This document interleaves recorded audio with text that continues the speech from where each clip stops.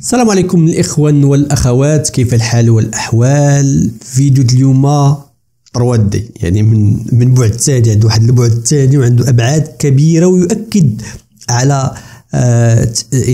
على أمور كنا قلناهم في السابق، بأن هوكلندا، هوكستان، شاوشاعستان أو كالغوريا على وزن منغوليا غادا في الاتجاه باش أنها تنعزل واللي عندها داك الحكم ديال كوريا الشمالية. الموضوع هو قرار أو بالأحرى قانون خرج، قانون يقدر البعض منكم ولا منا يتفق معاه، ولكن في الطيات ديالو يعني فيه واحد الموضوع خطير جدا. هذا القرار كيخص السينما. خرج واحد القرار في الجزائر، واحد القانون غيصادقوا عليه، وهو أنه أي عمل سينمائي في السينما، هذا السينما ماشي التلفزيون، السينما، الفرق ما بين التلفزيون والسينما، يعني السينما كتكون أكثر فيها واحد الهامش الحرية أكثر من التلفزيون، يعني التلفزيون كيدخل عندك البيت، والسينما انت اللي كتمشي عندها، يعني كاين واحد الهامش. على العموم خرج واحد القانون كيصادقوا عليه أنه أي عمل سينمائي يمس بالدولة أو ينتقد شخصيات أو يمس بالمجتمع أو يمس بالدين أو يعني لا يتماشى مع أهداف الدولة أو رؤية الدولة، صاحب ذلك العمل 3 سنوات سجن نافذة.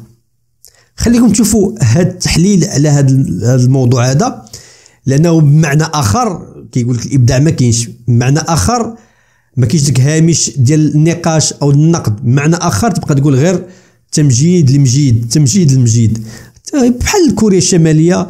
هادشي اللي كاين، لانه ملي كنقولوا ولا نخليو حتى الاخر فيديو نناقشوا الحيثيات ديالو، تبعوا الفيديو حتى الاخير. بطبيعه الحال كنتي اول مره كتلقى القناه ديالنا او كتشوف فيديوهاتنا بالصدفه، دعمنا بلايك وباشتراك، وشكرا الناس كيديروا لايك مثلا الفيديو، ونتلاقاو في اخر فيديو بنشوفوا ربما تختلف معايا او تتفق معايا حول هذا القانون او هذا القرار اللي غيكون في الجزائر.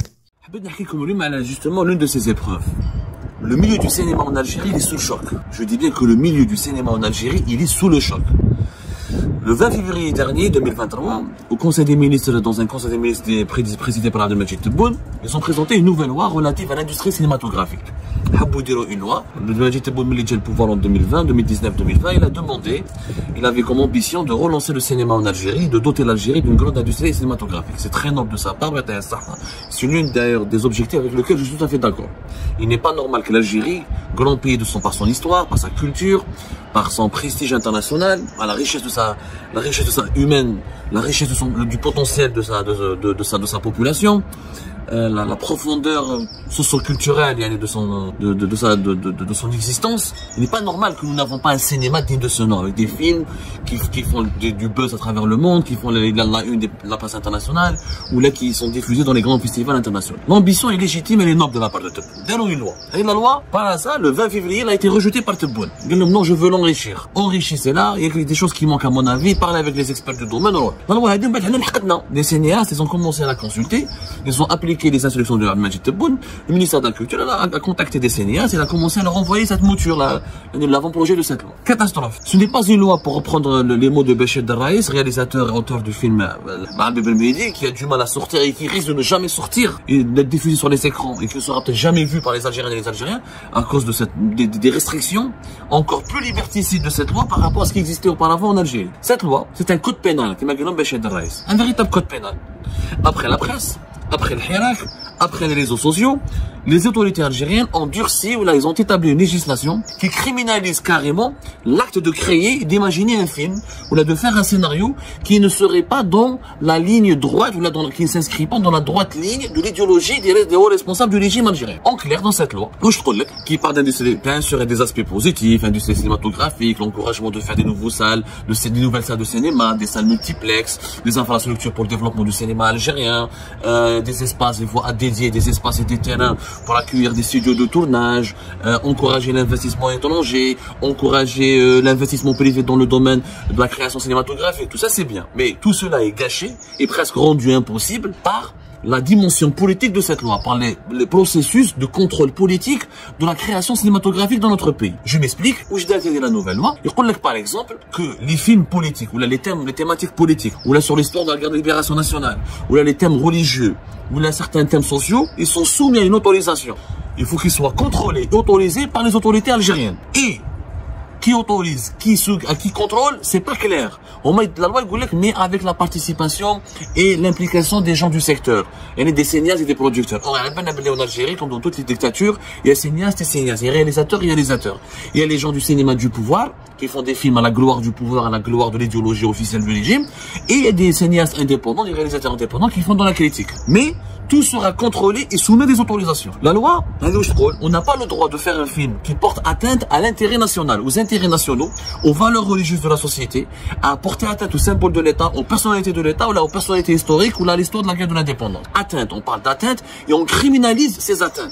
Si un film dérange, ou là, il est considéré comme offensant pour un symbole de l'État, pour un personnage historique, ou là, pour les valeurs de la société algérienne, eh ben, les réalisateurs et les producteurs seront punis jusqu'à 3 ans de prison ferme. 3 ans de prison ferme pour un film. Le problème qui se pose, qui décide de l'intérêt national? Parce que la loi, elle est dès le départ, nous voulons développer l'industrie cinématographique en Algérie pour véhiculer des contenus cinématographiques et culturels conformes aux intérêts nationaux.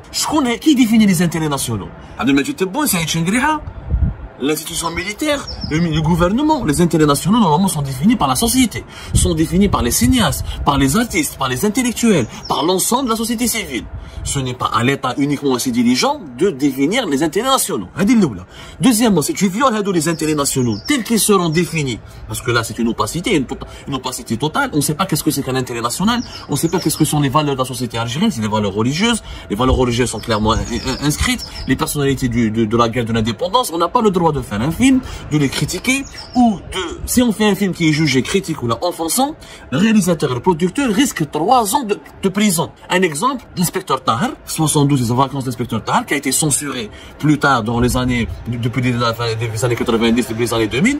Il y a certaines scènes de l'inspecteur Tahar, quand il rentre dans une chambre avec une touriste, quand il essaie d'embrasser une femme, quand il essaie de caresser, c'est des scènes osées, aujourd'hui, mais qui était tout à fait ordinaire dans l'Algérie des années 70, une Algérie libérée, émancipée, socialiste, tournée vers la libération des mœurs. Et ben cette scène-là, par exemple, si l'inspecteur Tahar était encore en vie, il aurait risqué 3 ans de prison ferme, parce qu'elle serait jugée offensante et contraire aux valeurs de la société religieuse, ou là aux valeurs religieuses, ou là aux valeurs de la société algérienne. Il faut pas embrasser une femme, il faut pas faire un bisou, il n'y a pas de nudité, il n'y a pas de rapprochement femme-homme dans les films, ou là dans les feuilletons. L'inspecteur Tahar est trop le habs, 3 ans de prison ferme, juste parce qu'il y a une partie des Algériennes et des Algériens qui n'aiment pas les bisous, ou là qui n'apprécient pas qu'un homme et une femme soient filmés dans une chambre. Mais elle est où la liberté de création?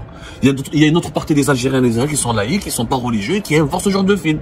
Tout le monde a ri sur l'inspecteur Tahar, sur le film dans les vacances d'inspecteur Tahar en 1972. Tout le monde a rigolé là-dessus.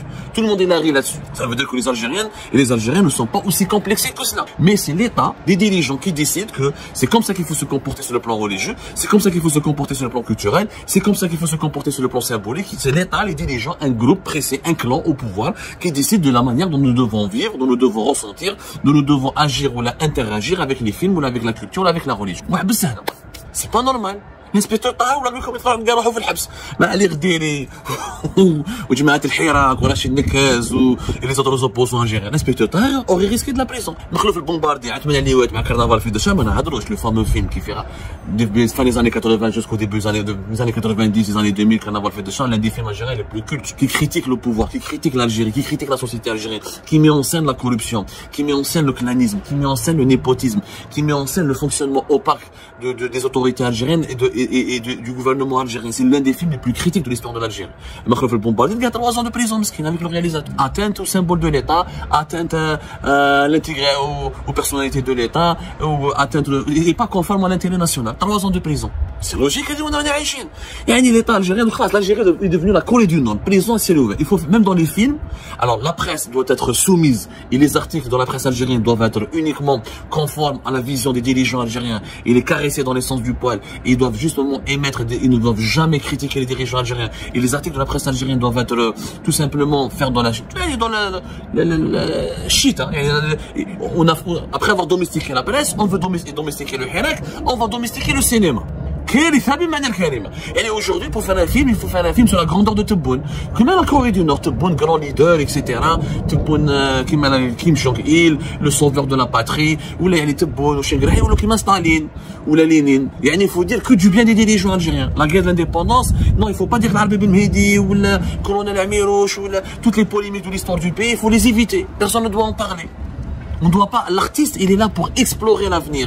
Il est là pour justement éclairer sa société. Il est là pour apporter, pour critique, pour permettre à la société de se remettre en cause, d'apprendre et des erreurs du passé. Et le cinéma est là justement pour dire certaines vérités qu'on ne peut pas dire dans les livres ou dans la presse. Bon, je reviendrai sur ce sujet dans une prochaine vidéo. Là, la pluie qui m'interrompt. On va approfondir ce sujet dans le prochain podcast. Ensemble, le débat doit se poursuivre. Il faut absolument aider les cinéastes et les réalisateurs et les professionnels du cinéma algérien pour bloquer cette loi et pour défendre la liberté. C'est le dernier bastion de liberté. C'est les écrans, c'est les écrans, c'est le cinéma. Sombre dans la dictature, c'en est fini de l'Algérie. On deviendra plus qu'une prison à ciel ouvert, on deviendra un goulag à ciel ouvert. كما شفتوا الإخوان، ربما كما قلت في الأول ربما تختلف أو تتفق معايا في هذا الموضوع هذا، ولكن نقول لك علاش أن هذا القرار هذا غيشكل واحد تضييق الخناق في الجزائر. حرية التعبير كما قال الصحفي أنه حرية التعبير ما كايناش أصلا، وحتى الإبداع تا هو غادي تحبسه، لأنه ملي كنقولوا يمس ب يعني امور متعلقه بالدوله او بحدود، بنقولوا حنا خطوط حمراء. خطوط حمراء تختلف، شكون اللي يحدد الخطوط الحمراء؟ المجتمع، كل واحد عنده يعني مدد الخطوط الحمراء ديالو الى اي مدى. وفي نفس الوقت الدوله، ما هي اهتمامات الدوله؟ يعني شكون اللي غيبين لك اهتمامات الدوله؟ في المغرب مثلا عندنا المركز السينمائي المغربي. المركز السينمائي المغربي متكون من اساتذه، من مخرجين، من هيئات مستقله هي اللي كتثبت واش هذا الشيء ممكن يضر المجتمع او ممكن يضر المجتمع. كتكون حملات، كاينه المجتمع المدني المغربي قوي، ممكن انه كيخلي حريه الابداع، ولكن ممكن انه يطعن في بعض الامور ويحبس بعض الامور، ويحبس بعض الافلام، ويحبس بعض حتى المسلسلات. ولكن هما ما خلاوش هذا الهامش الحريه، وقال لك حتى اللجنه اللي غادي تكلف بها، لا تكلف بالتقرير واش هذا المحتوى مزيان او ما مزيانش، ولا غيحكموا على مولا ب3 سنين او 3 سنين، قال لك ما فيهاش لي سيناريست يعني غير ديالهم. هادشي اللي كاين. اخوان عطيني رايك في هذا الموضوع لانه مهم وحساس. واش فعلا الجزائر غتولي بحال كوريا الشماليه؟